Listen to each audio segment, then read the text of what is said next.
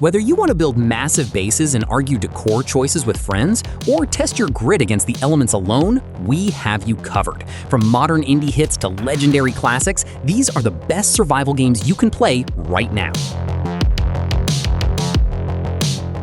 Show mysterious structures and military build-up near the border zone. Starting off with Road to Vostok, and this one's still deep in development, but what's there already is one of the most ambitious survival projects going right now. It's building toward this hardcore, tactical, first-person survival experience set in a frozen, isolated research zone. And the gunplay alone is already miles more grounded than most survival games attempt. Recoil and stance and cover actually matter, not just gear stats. The looting and inventory management leans into that slow, methodical tension. Every decision about what to carry feels weighty because space is limited and every wrong call costs you later. What's really exciting is the trajectory. Watching the devlogs, the AI behavior, the environmental storytelling, it's all been getting sharper update after update, which is rare to see this clearly in early development. It's not fully realized yet, there's jank, there's missing systems, that's just where it's at right now.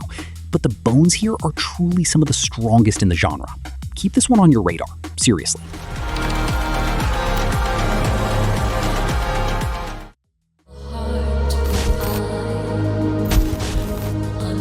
Abiotic Factor took the trapped in a secret research facility premise and turned it into a unique take on survival games in terms of pure design. You're crafting makeshift tools out of office supplies half the time, and there's something funny but also weirdly satisfying about defending yourself with a stapler-based melee weapon against an interdimensional horror.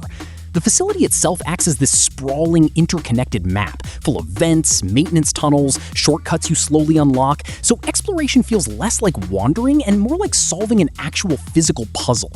Co-op is where it really shines too, splitting up to hold different sections while someone handles crafting, someone handles defense. It creates actual teamwork pressure that most survival games only sort of gesture at.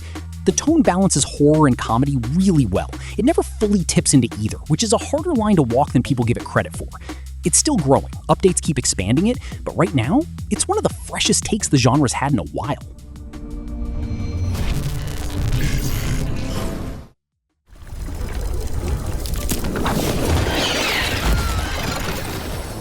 Subnautica 2 just came out of early access a couple months back, so it's still very much a work in progress, but the bones are already there. You're on this new planet, Luca, crash-landed off a colony ship called the Cicada, and the depth-based dread is back immediately.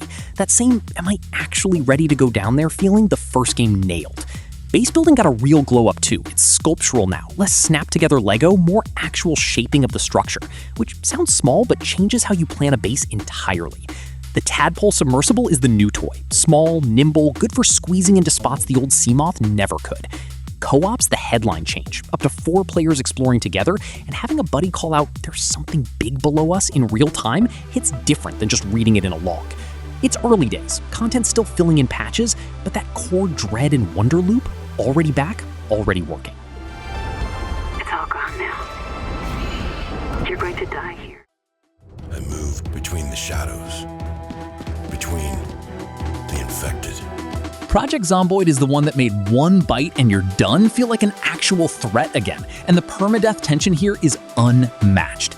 Every scratch, every bite, every moment of exhaustion stacks into this slow-building dread where you start second-guessing whether that loot run was worth it. The skill and Moodle system is deceptively deep. You're not just managing hunger and thirst, you're tracking panic, boredom, tiredness, and each one actually degrades your character's ability to function, which first time your hands started shaking from panic mid-fight, that hit different. Combat's clunky by design. It's supposed to feel dangerous and imprecise, not heroic. Base building and barricading matter in a way that feels tactical. You're thinking about sightlines, noise, zombie pathing, not just aesthetics. The multiplayer chaos adds this whole extra layer of trust no one, basically.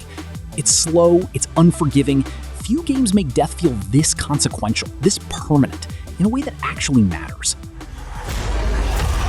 This is Project Zomboid.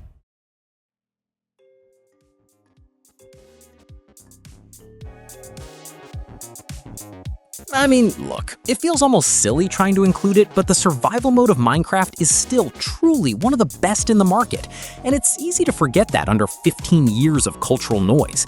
The day-night cycle creates this perfect, simple pressure. Gather enough to survive the night, or don't, and deal with the consequences. And that basic rhythm still holds up because it's just elegantly built. Building isn't just cosmetic here either. Redstone turned this into a real engineering sandbox. People are building working computers in this game, which is deeply unhinged and also kind of amazing. The progression from wood to stone to iron to diamond is this quiet mastery curve that never really gets old, even after years of doing it. And the modding scene basically turned it into infinite different games wearing the same skin. It's not flashy anymore, it's not the new hotness, but structurally, it's still the granddaddy of survival games.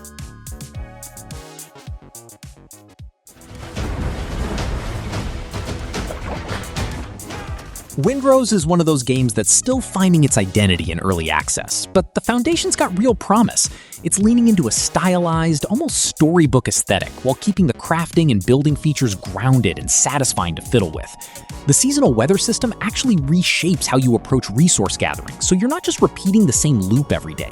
You're adapting, planning around storms and cold snaps that change what's viable to do. Building feels tactile. Pieces snap together in a way that rewards actual design thinking, not just function-first box stacking.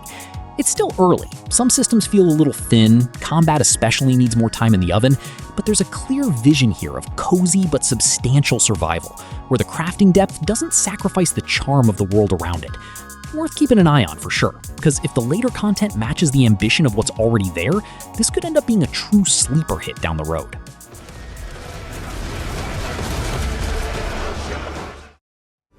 Mutant bugs. Check. Toxic storms. Check.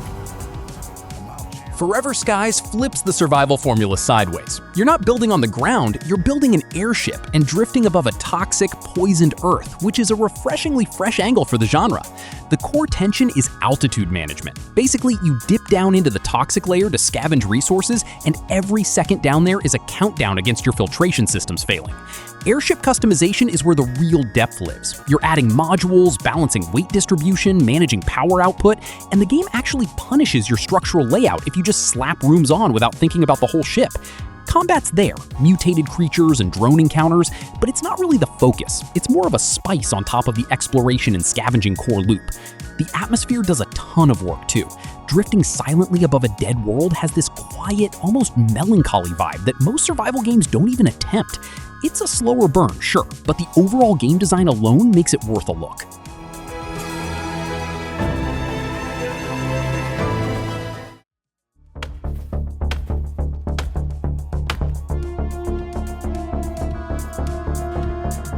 Sons of the Forest, the sequel nobody was sure how to follow up Cannibal Horror Survival Island, and it actually expanded in smart directions.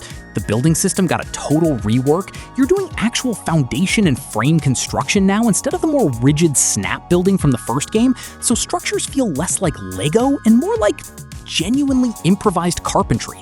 The AI companion, Kelvin, is this weird highlight actually. You can direct him to chop wood or build stuff, and watching him misinterpret your orders is somehow both useful and a little bit funny. Combat against the mutants leans more visceral this time. There's a real weight to hits, and the horror elements hit harder because the environments are just gorgeous, which makes the jump scares land different, you know? Crafting's deep without being overwhelming, weapons feel distinct, tools feel purposeful. It's not flawless, some of the cave sections drag a bit, but as a horror survival hybrid, it's truly one of the better ones running right now.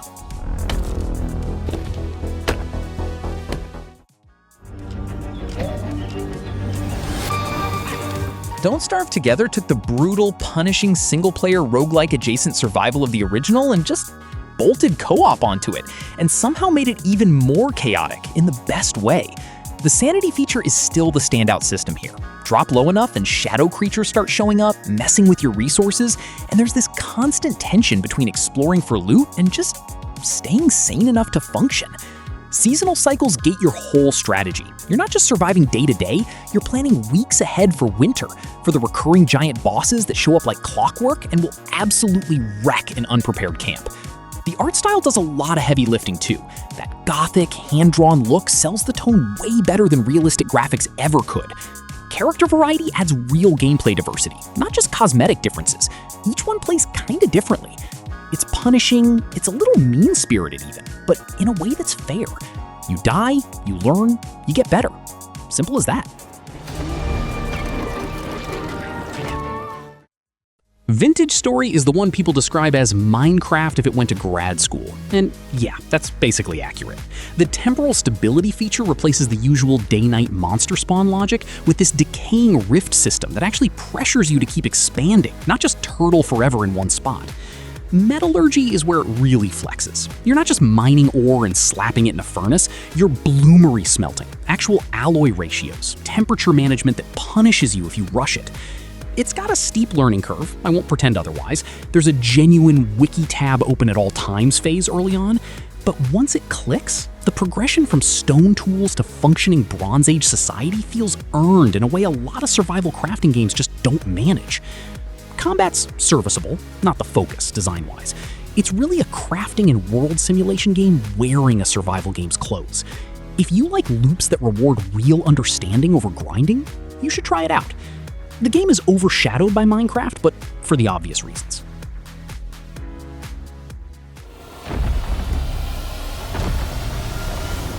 Valheim, man. This one basically proved you could do procedurally generated Viking purgatory with low poly graphics and still make it feel massive, right? The building system is still one of the best out there. Structural integrity actually matters. So your first house is gonna look like a crooked shed and your 10th is gonna look like an actual cathedral. And watching that skill curve happen in real time is one of the joys of the game. Boss progression gates your gear in a really smart way too.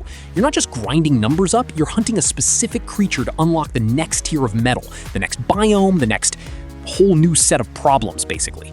Sailing systems deserve a mention. Actually navigating open water with real wind and wave physics is stressful in the best way. Losing a cargo ship of ore to a storm is a special kind of heartbreak. It's not perfect. The later biomes lean a bit grindy, but as a co-op experience, truly one of the best.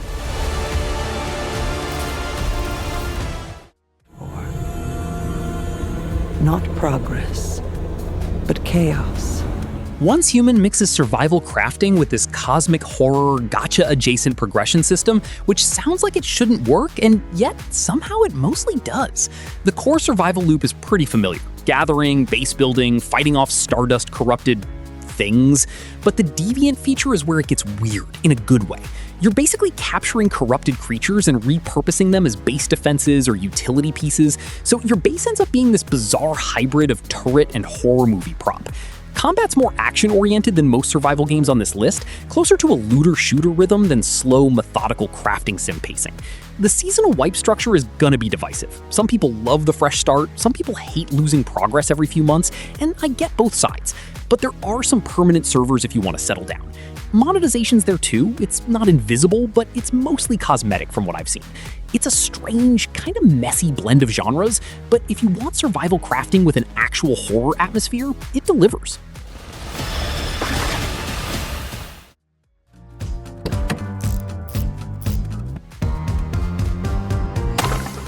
Outbound's a newer one, and it's doing something I don't see a lot of survival games attempt. Full 4-player co-op built around a road trip structure, where you're traveling between distinct zones instead of turtling in one base forever.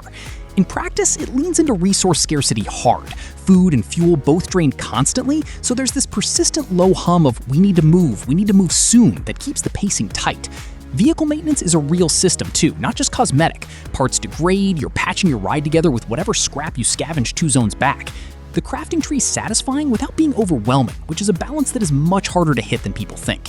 Where it really works is the social pressure of it, because with a full squad, you're constantly triaging who needs what, who's low on stamina, who forgot to refuel the truck again.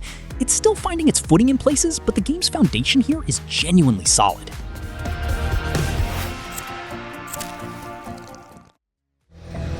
Hey, sleepyhead. Finally up? You left already? Green Hell doesn't mess around with the psychological side of survival, and that's really what sets it apart. Under the hood, the parasite and infection systems are brutal in a way most games don't even attempt. You can get a worm under your skin and you're cutting it out with a knife, watching your own sanity meter tank the longer you're isolated, hallucinating stuff that might legitimately mess with your read on what's real. The crafting is properly deep, a layered progression from sticks and vines up to actual tools and shelters that took me an embarrassing number of hours to fully get my head around. Jungle traversal feels dangerous in a way it's not jump scare dangerous, it's slow dread. Like every river crossing is a decision. Every plant you eat is a gamble. There's a narrative mode if you want structure, but the survival sandbox is where it shines. It's uncomfortable, intentionally, and that discomfort is the whole design philosophy working exactly as intended.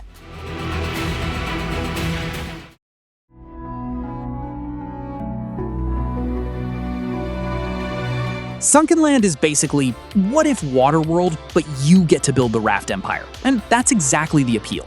The whole map's flooded, so base building isn't really about location, it's about buoyancy and modular expansion. You're bolting rooms onto a raft that's slowly becoming this sprawling floating fortress, which is deeply satisfying in a way I didn't expect. Combat's serviceable, not the star of the show. It's more that survival crafting backbone with guns and mutants layered on top. Diving loops are where it gets interesting though. You're scavenging sunken buildings for loot, managing oxygen, dealing with visibility that just tanks the deeper you go. It's got some rough edges. The AI can be a little goofy. Sometimes enemies just sort of stare at you like they forgot what they were doing. But there's something truly charming about watching your raft go from one sad little platform to an actual multi-tiered base with turrets and a garden. It's cozy chaos.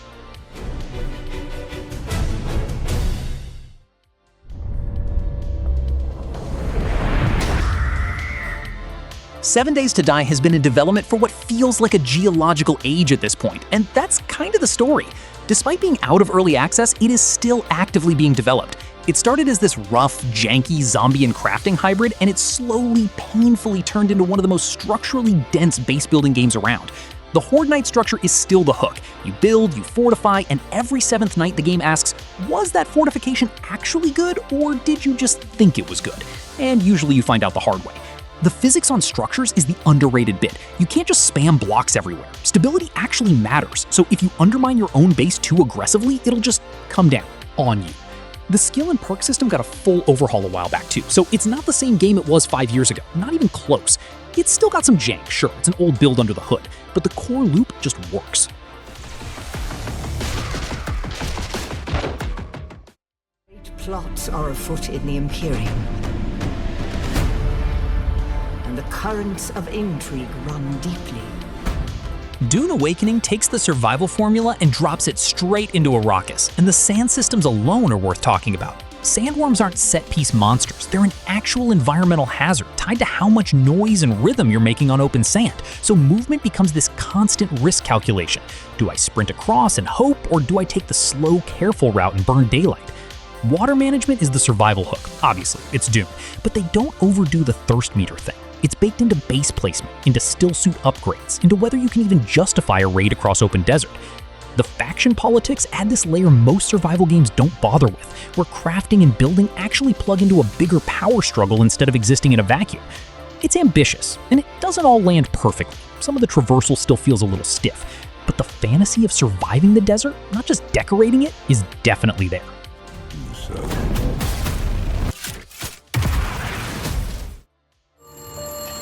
Do whatever they ask. Think we can trust him? Look, this is the one people point to when they say survival games without zombies can still be terrifying. And it's true. There's no monster here except cold and hunger and your own bad decisions stacking up on top of each other. The core gameplay is resource management stretched across a map that truly wants to kill you through weather alone. Blizzards roll in and your visibility is just gone. You're navigating by memory and dead reckoning, which sounds tedious, but it's where the tension lives. Wolves aren't jump scare threats. They're a slow, circling problem you have to solve with awareness, not gunfire, because ammo's precious, and you will run out. The story mode, Wintermute, adds narrative, but the survival sandbox is still the heart of it. It's methodical, it's quiet. There's no epic boss fight, no big dramatic reveal. It's just you, freezing, calculating whether you've got enough calories to make it to the next cabin. and that's somehow more stressful than any zombie ever was. Neither will we. I guess you're tougher than you look.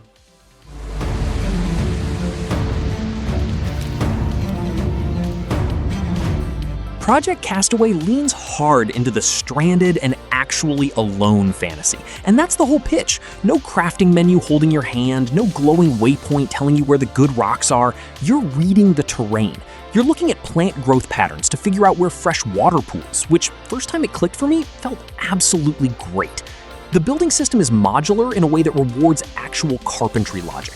Like, you can't just slap a roof on and call it done. The water runoff actually needs somewhere to go or your interior floods. It's slower than most games on this list, deliberately so. Some people are going to bounce off that pacing hard, and I get it, it's not for everyone. But if you like the Robinson Crusoe fantasy, figuring things out through observation instead of a wiki tab, this scratches that itch better than almost anything else out there right now. Just temper your expectations on combat. It's there, it's fine, it's not the point.